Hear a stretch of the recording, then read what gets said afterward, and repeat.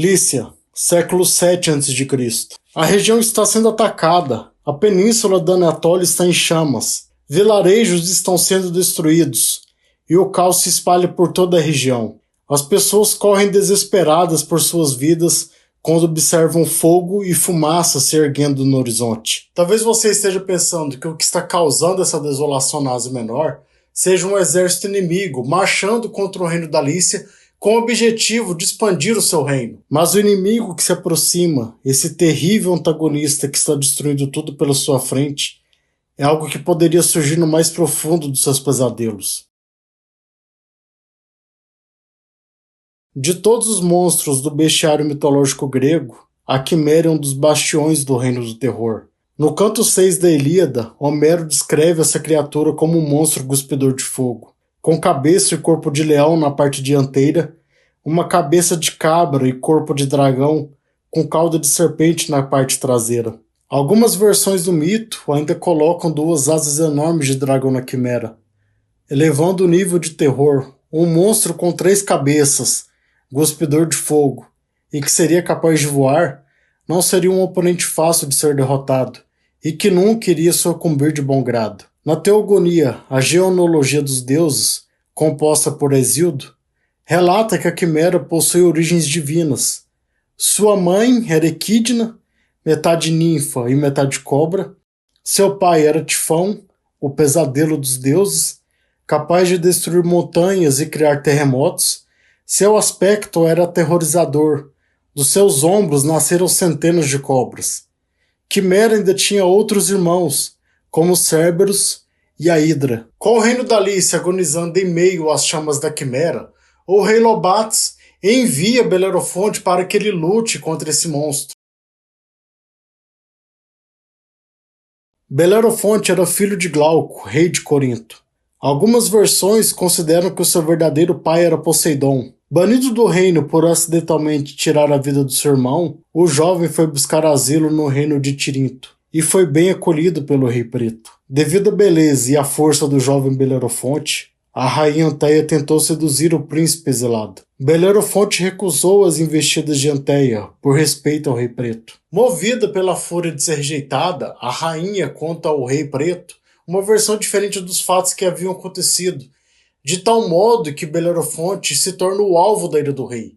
Mas devido às leis da hospitalidade impostas por Zeus, Belerofonte estava seguro, o rei não poderia fazer nada contra sua vida. Ele então escreveu uma carta selada e ordenou que Belerofonte entregasse ao seu sogro, o rei Lobates. Ao chegar no reino da Lícia, o rei se afeiçoou rapidamente ao jovem, e surge então uma relação de amizade entre os dois. Mas quando o velho rei abriu a carta, a mensagem dizia que Belerofonte tentou violar a sua filha, e o Rei Preto pediu que a vida de Belerofonte fosse ceifada. Ao fim da mensagem, o velho rei foi tomado pelo ódio, e mais uma vez a lei da hospitalidade agiu em favor do jovem. A partir desse ponto, o rei Lobates procura formas de tirar a vida do Belerofonte, encarregando-o de 3 missões, sendo elas derrotar a Quimera, combater os Sólymos, que era uma tribo de guerreiros que viviam na região da Lícia, e também derrotar as Amazonas. Caso Belerofonte saísse vitorioso dessas 3 missões, o rei concederia a mão da filha dele em casamento ao jovem. Movido pelo fogo da paixão e inebriado pela coragem que habita nos corações dos jovens guerreiros, o destemido Belerofonte partiu para a missão. Belerofonte se dirigiu para as encostas do Monte Parnaso para se consultar com o oráculo de Delfos, com o intuito de saber como domar o cavalo alado Pégasus. Em resposta à consulta, a deusa Atena lhe entregou o freio de ouro para domar o cavalo. Tendo domado Pégasus, ele se armou com uma lança com ponta de chumbo e foi ao encontro da Quimera. Ciente dos poderes destrutivos da Quimera, Belerofonte sabia que um combate frente a frente contra o monstro seria uma derrota garantida, pois a principal arma que o monstro possuía eram as suas gargantas, de onde saíam as suas rajadas de fogo. A partir disso, Belerofonte utiliza uma tática de combate aéreo. Voando, ele garantiria uma distância segura contra as chamas da Quimera. A cada ataque flamejante da besta, Pégasus realizava suas manobras no ar, se esquivando de cada rajada de fogo. Em um momento, o herói observou uma janela de oportunidade.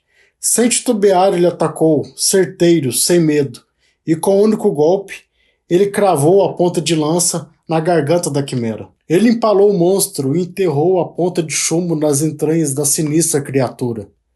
Em uma paródia grotesca de si mesma, a quimera se debatia de um lado para o outro, com a lança transpassada pela garganta. No afã de destruir o seu algoz, a besta lançou um último ataque flamejante. O intenso calor foi capaz de derreter o chumbo. O metal derretido cobriu as suas entranhas, e então a besta sucumbiu. Sendo uma criatura indestrutível, a língua de fogo da quimera permaneceu queimando no local da sua derrota. Hoje, esse campo de batalha entre Belerofonte e a Quimera é conhecido como o Sítio de Anatars, ou Monte Quimera, que fica localizado na Turquia. Plínio Velho, em passagem por esse local, durante o primeiro século da nossa era, relatou em sua obra Naturalis Historia: o Monte Quimera, no país de Fazelis, está em chamas, e de fato queima como uma chama que não morre de dia ou de noite. O sítio Anatars está localizado no Monte Quimera, situado na província de Antália, que está inserido por sua vez em uma suíte ofiolítica. Ofiolitos são fragmentos da crosta oceânica que foram carregados para cima da crosta continental. O que outrora esteve a mais de 2.000 metros no fundo do mar foi transportado tectonicamente para o continente e hoje está a mais de 300 metros acima do nível do mar. Essa região, situada a sudeste da Turquia, abriga aproximadamente 50 pontos de exudação de gás natural. A falha da Quimera coloca em contato tectônico rochas geológicas distintas. A oeste nós temos rochas carbonáticas depositadas numa plataforma carbonática do Paleozoico Superior, e a leste, rochas ultramáficas de uma suíte ofiolítica, sendo essa do Cretáceo. Estudos indicam que possivelmente as exudações de gás natural provêm de duas fontes, uma derivada de origem orgânica e aponta o querogênio do tipo 3, e a outra proveniente da serpentinização dos ofiolitos ultramáficos, gerando gás natural e o hidrogênio natural, sendo essa fonte a mais significativa. Os gases gerados utilizam a falha de Quimera como meio de transporte para a superfície e por algum motivo entram em combustão. Exudações naturais de óleo, de gás, são bastante comuns na natureza, mas são economicamente viáveis. Qual seria o motivo dessas exudações não comporem um sistema petrolífero? E esse vai ser o nosso tema do vídeo de hoje. Se você não me conhece, eu sou o Vinícius, e aqui vocês estão no canal do Geologando. Aqui nós falamos sobre geologia do petróleo, vulcanologia, tectônica de placas e outros assuntos relacionados às geociências. Se você não é inscrito no nosso canal, a gente convida você para se inscrever, deixe aí o seu like, ative o sininho das notificações, deixe aí nos comentários alguma dúvida, alguma sugestão de tema. Nós estamos quase batendo os 10.000 inscritos aqui no canal, então cada inscrito aqui a gente está contando para atingir essa meta depois de tanto tempo produzindo conteúdo aqui dentro. Caso você não siga a gente lá no Instagram, nós vamos deixar o link aí embaixo. Nós estamos com uma meta de chegar aos 100.000 inscritos lá, aos 100.000 seguidores. Então contamos com o apoio de vocês. Escrevam aí nos comentários aí o que vocês gostariam de assistir nos próximos vídeos aí, o que vocês gostam de saber, né? Ou alguma dúvida que vocês ficaram ao longo do vídeo, alguma contribuição e também alguma crítica. E dito isso, vamos pro vídeo.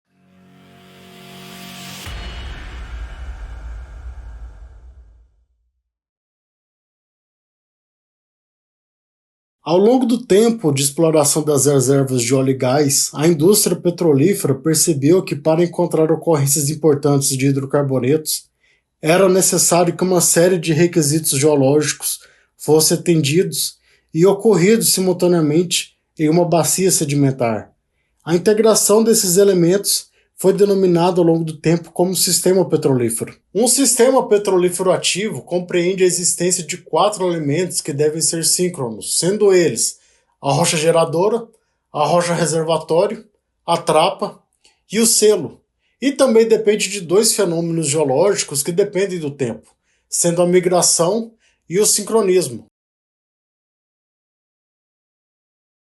A rocha geradora é o principal elemento ou a grande protagonista de um sistema petrolífero.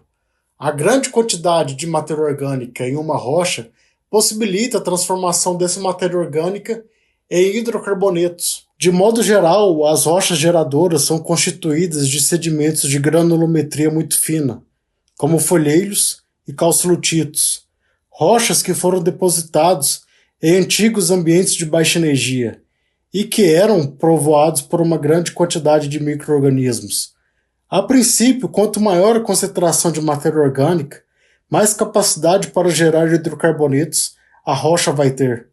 Porém, a preservação da matéria orgânica deve ser necessária, preservando o hidrogênio e o carbono, e livre da ação do oxigênio. Portanto, o ambiente deve ser anóxico. Uma vez que os hidrocarbonetos são gerados, em alguns momentos eles serão expulsos da rocha geradora. Uma vez que essa matéria orgânica é incorporada no interior dos sedimentos, e com o aprofundamento da bacia mediante a subsidência, a temperatura vai aumentando. Na medida que a temperatura vai aumentando, nós vamos ver a transformação dessa matéria orgânica ao longo do tempo geológico. Até 65 graus Celsius é a fase da diagênese. A atividade bacteriana provoca a reorganização celular e transforma a matéria orgânica em querogênio. Entre 65 até aproximadamente 160 graus Celsius é a fase da catagênese. Nessa fase ocorre a transformação do querogênio em hidrocarbonetos. Como dito, essa fase se inicia em aproximadamente 65 graus Celsius e acelera até cerca de 100 graus Celsius e diminui entre 135 a 160 graus. Essa fase também é conhecida como a janela do óleo. As transformações que ocorrem expressam-se pela perda de gás carbônico, água e nitrogênio, ao mesmo tempo que os hidrocarbonetos, cada vez mais leves, são liberados. O intervalo de temperatura entre 160 até 210 graus Celsius é conhecido como a fase da metagênese. Observa-se a quebra dos hidrocarbonetos condensados, formando gás seco, metano e também algum resíduo carbonoso. Acima de 210 graus Celsius de temperatura, inicia-se os processos metamórficos. O que vai sobrar disso tudo é basicamente gás carbônico e também algum resíduo de metano dentro da rocha. Quando o petróleo é gerado, ele passa a ocupar um volume maior do que o querogênio na rocha geradora. A rocha se torna supersaturada em hidrocarbonetos, e a pressão desses fluidos tende a fraturar a rocha geradora, o que permite que os fluidos iniciem o processo de migração. As rotas que os fluidos irão realizar dentro da coluna de rochas até um determinado local que vai aprisionar os hidrocarbonetos constitui o processo de migração.